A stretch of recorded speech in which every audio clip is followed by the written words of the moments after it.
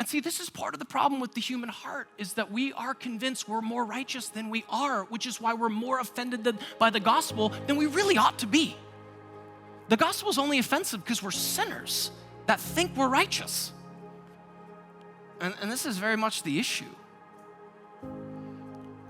In Matthew 23, Jesus says, this, what you're doing, is the equivalent of straining a gnat while swallowing a camel. Do you know that situation? Strain a gnat while you swallow a camel. You know the person, I kind of modernized it. This is the Christian who misses the forest for the trees.